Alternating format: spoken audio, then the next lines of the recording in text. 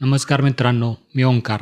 आपल्या पॉडकास्टमध्ये सगळ्यांचं स्वागत. सगळ्यात प्रथम भारतीय महिला संघाचं अत्यंत अभिनंदन. त्यांनी ज्या प्रकारे उत्तम खेळ करून वर्ल्ड कप जिंकलाय त्याला तोड नाही.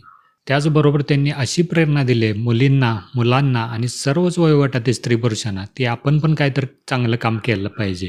तर आपल्या आजच्या व्हिडिओचा विषय तोच आहे, की असे खेळणं तर प्रत्यक्ष आहेच, पण असे काही रोल आहेत ते भारतीय संघावर राहून आपण करू शकतो. सर्वच गटातील स्त्री-पुरुष करू शकतात जवळपास. त्याला काही वयाचं बंधन नाही. तेच आपण बघणार आहे. माहीत आहे हा आजचा व्हिडिओ थोडा रॉ आहे. जरा ऑडिओ क्वालिटी आणि व्हिडिओ क्वालिटी कमी असेल, पण ते समजून घ्या. कारण हा विषय महत्त्वाचा आहे, त्यामुळे व्हिडिओ शेवटपर्यंत बघा. सगळ्यात पहिल्यांदा क्लिअर करूया, की जर तुम्ही 20 वर्षांच्या खालील मुलगी असाल किंवा जर तुम्हाला मुलगी असेल, मुली असतील आणि त्या जर जेवढ्या लहानात लहान वयात त्यांना क्रिकेट चालू करता येईल तेवढं करा.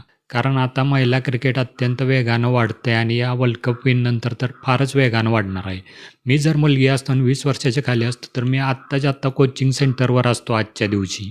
म्हणजे हा व्हिडिओ मी मॅचच्या दुसऱ्या दिवशी बनवतोय फायनलच्या. तर यावरून त्याची लक्षात घ्या किती परिणाम झाला लोकांच्यावर या पॉझिटिव्ह विनचा.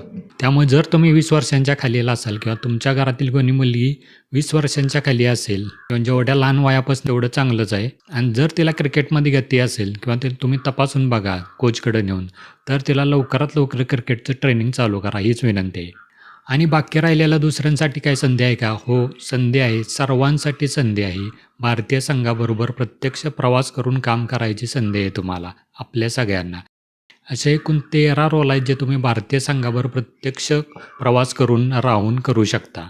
त्यामध्ये अगदी डॉक्टर, इंजिनिअरपासून ते हेल्परपर्यंत सगळे जॉब आहेत. फक्त आपल्याला कुठला सूट होतोय, आपण काय करू शकतोय तेच आपण बघायचं आणि त्यासाठी काय तयारी केली पाहिजे तेच आपण बघायचं आहे आजच्या व्हिडिओमध्ये. चला तर मग सुरू करूया. तर या रोलला किंवा प्रोफेशनला काय म्हणतात तर नॉन प्लेइंग रोल म्हणजे जे प्रत्यक्ष खेळत नाहीत पण सपोर्ट स्टाफ किंवा त्यांना मदत करणारे असतात ते या सगळ्या कॅटेगरीच्या अंडर येतात. अशा एकूण 13 कॅटेगरी आहेत. त्यामध्ये महिला पुरुष असा भेदभाव केला जात नाही कारण आपण तिथे प्रोफेशनली काम करणार असतो. त्यामुळे तुमचं वय किती असून दे, तुम्ही महिला असाल तर पुरुषांच्या टीमसाठी पण काम करू शकता आणि स्त्री असाल तर पुरुषांच्या टीममध्ये पण काम करू शकता. तशी काही अडचण येत नाही. आणि आता तर महिलांचं क्रिकेट वाढायला लागलं आहे. म्हणजे नॅशनल क्रिकेट टीम आहेच आपली. आता वर्ल्ड कप जिंकल्यानंतर त्याला अजून बहार येणार आहे. त्यानंतर WPL असतं, ज्याप्रमाणे IPL असतं पुरुषांचं, तसं महिलांचं वुमन्स प्रीमियर लीग असते, रणजी ट्रॉफी असते. यातून अशा अजून फ्रँचायझी वाढत जाणार आहेत आणि संधी पण वाढत जाणार आहे. त्यामुळे या प्रत्येक कॅटेगरीमध्ये जॉबला डिमांड वाढणार आहे. हे तुम्ही लक्षात घ्या. तर चला तर मग एकूण 13 जॉब आहेत. शेवटपर्यंत बघा. कुठला ना कुठला तुम्हाला नक्की आवडेल किंवा तुमच्या प्रोफेशनशी संलग्न असेल किंवा तुम्ही जरासं इकडे-तिकडे ट्विक करून या प्रोफेशनमध्ये येऊ शकता. सगळ्यात पहिला रोल आहे तो म्हणजे टीम मॅनेजर. याचा रोल काय असतो? तर हा एक मध्यस्थ म्हणून काम करतो. कम्युनिकेशन करायचं याचं काम असतं. कोण-कोण? खेळाडू, बाकीचा सपोर्ट स्टाफ आणि BCCI म्हणजे क्रिकेट बोर्ड. याशिवाय अजून काय करतो टीम मॅनेजर? लॉजिस्टिक्स सगळं कंट्रोल करतो. अकोमोडेशन म्हणजे राहण्याची व्यवस्था. जिथं-जिथं टीम खेळायला जाणार आहे, ज्या-ज्या शहरात किंवा आउट ऑफ इंडिया गेली तर फॉरेनमध्ये, तिथले सगळे शेड्यूल करायचं. अकोमोडेशन म्हणजे राहण्याच्या जागा इत्यादी सगळं आधीच बुकिंग करून ठेवणे, कोऑर्डिनेशन करणे, सगळे शेड्यूल करून सगळ्यांचा एकत्र वॉच ठेवणे त्याच्यावर. हे टीम मॅनेजरच्या अंडर येतं सगळं. त्यासाठी काय-काय रिक्वायरमेंट आहे टीम मॅनेजर होण्यासाठी? तर त्यासाठी तुम्हाला मॅनेजमेंट डिग्री असली तर उत्तम. BBA किंवा MBA करू शकता किंवा एक वर्षाचे जे ऑनलाईन कोर्स असतात ते तुम्ही करू शकता. नंतर त्यातून तुम्ही व्हॉलंटिअर किंवा इंटर्नशिप करत जसा अनुभव घेत जाल तुम्ही, म्हणजे ऑर्गनायझेशन स्किल जसे तुमचे वाढत जातील, कॉन्टॅक्ट नेटवर्किंग वाढत जाईल, तसं तुम्ही वर चढत जाता. हे सगळे रोल सांगणार आहेत. हे लक्षात घ्यायचं आहे की पहिल्यांदा तुम्ही लोकल लेवलला सुरू करून त्यानंतर स्टेट लेवल म्हणजे महाराष्ट्राचा विचार करायचा झालं तर आपला MCA आहे, महाराष्ट्र क्रिकेट असोसिएशन. त्यांच्याशी तुम्ही कॉन्टॅक्ट करून त्यांच्यातर्फे जे ऑर्गनाईज होतात म्हणजे महाराष्ट्र प्रीमियर लीग असेल किंवा WPLच्या फ्रँचायझी असतील, येथील मॅच असतील मुंबई पुण्यातील, त्यात तुम्ही भाग घेऊ शकता पहिल्यांदा. अनुभव गेन करून मग तुम्ही वरवरच्या पोझिशनला अप्लाय करू शकता. हा मुख्य रोल झाला टीम मॅनेजरचा. त्यानंतर दुसरा रोल आहे तो म्हणजे मीडिया मॅनेजर किंवा पब्लिक रिलेशनशिप मॅनेजर म्हणजे PR मॅनेजर. याचं काय काम असतं की तो सगळ्या प्रेस रिलीज हँडल करतो किंवा पोस्ट मॅच कॉन्फरन्स असतात किंवा प्रेस कॉन्फरन्स असतात ज्या मॅचच्या आधी व नंतर किंवा टूरच्या आधी किंवा नंतर किंवा वर्ल्ड कप झाल्यानंतर पण तुम्ही मॅच प्रेस कॉन्फरन्स बघितली असेल, तर हा सगळा अरेंज करून देतो किंवा त्याचा प्रत्यक्ष सहभाग असतो त्यात. याशिवाय सोशल मीडियावर काय पोस्ट करायचं आहे हे BCCI प्लेयर, मॅच आणि दुसरी टीम यांच्याशी कोऑर्डिनेट करून हा ठरवतो. तर यासाठी रिक्वायरमेंट काय आहे? तशी सोशल मीडिया आणि डिजिटलला काय रिक्वायरमेंट लागत नाही. तुमची किती काम करायची चांगली उत्सुकता आहे आणि तुम्ही किती अनुभव गोळा केला आहे, हेच तिथं बघितलं जातं किंवा तुम्ही किती डिजिटलला आत्तापर्यंत काम केलं आहे किंवा कोणासाठी सोशल मीडिया पोस्ट केल्यात का डिझाईन किंवा स्वतः काही डिझाईन केल्यात का, हेच बघितलं जातं त्यामध्ये. किंवा जर्नलिझम आणि मास कम्युनिकेशनची डिग्री तुमच्याकडे असली तर उत्तमच आणि त्यातून तुम्ही पुढे इंटर्नशिप किंवा अनुभव घेतला असेल तर तो इथे धरला जातो. तर हा झाला PR मॅनेजर दुसरा रोल. तिसरा रोल आहे तो म्हणजे फिजिओलॉजिस्ट, ज्याला फिजिओ असे म्हणतात किंवा स्पोर्ट्स थेरपिस्ट म्हणू आपण त्याला. तर हा काय करतो, तर प्लेयरच्या इंजुरी प्रिव्हेन्शन म्हणजे इंजुरी होऊ नयेत त्यामुळे त्याला कसं ट्रेन करता येईल हा बघतो किंवा एखाद्याला इंजुरी झालीच तर तो त्यातून कसा लवकर रिकवर होईल हा बघतो फिजिओथेरपिस्ट. त्याचं उत्तम प्रकारे फंक्शनिंग गेमसाठी कसं होत राहील त्याच्यावर ह्याचं लक्ष असतं. त्यासाठी रिक्वायरमेंट काय आहेत, तर बॅचलर किंवा मास्टर तुम्ही केलेलं असलं तर चांगलं 2 वर्षांचं फिजिओथेरपीमध्ये किंवा फिजिओथेरपीची सर्टिफिकेट्स पण आजकाल काही संस्था देतात. 6 महिन्याचं किंवा 1 वर्षाचं बेसिक असतं. ते तुम्ही करून कोणाच्या हाताखाली किंवा एक्सपिरियन्स गेन करू शकता आणि त्यातून तुम्ही हळूहळू शिकत जाऊन वरती चढू शकता. तर हा झाला फिजिओथेरपिस्ट. त्यानंतर चौथा आहे त्यालाच लागून दुसरा म्हणजे स्ट्रेंथ अँड कंडिशनिंग कोच. त्यालाच फिटनेस कोच पण म्हणू शकतो आपण.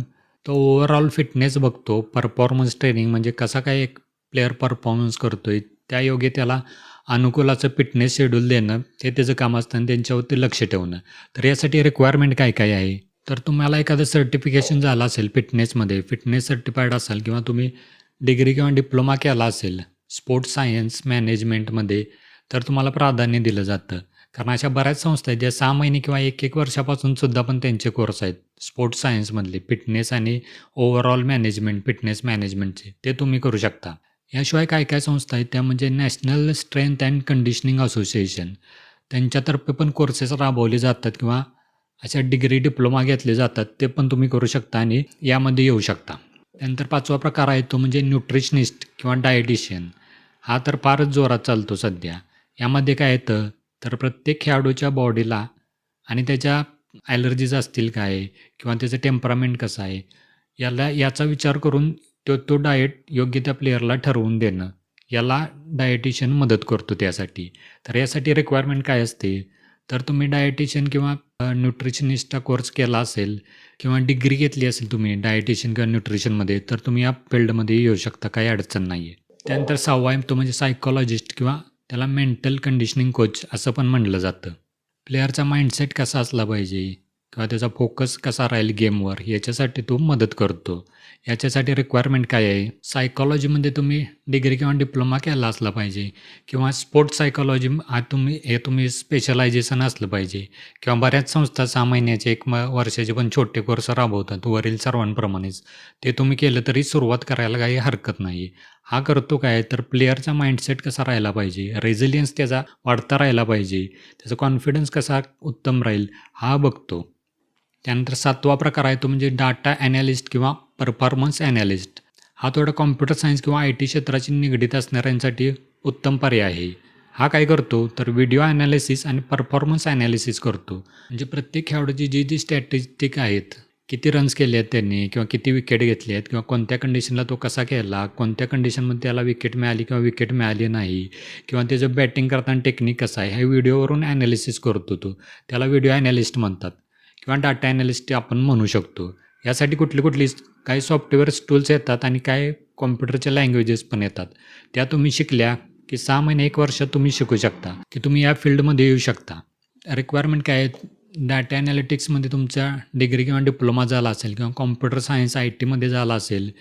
त्याचबरोबर तुम्हाला सॉफ्टवेअर टूल्स येतात काय काय, जसे की पॉवर BI असेल, पायथॉन असेल किंवा स्पोर्ट्ससाठी स्पेशल येतात डार्टफिश म्हणून एक आहे किंवा नॅक्स स्पोर्ट आहे.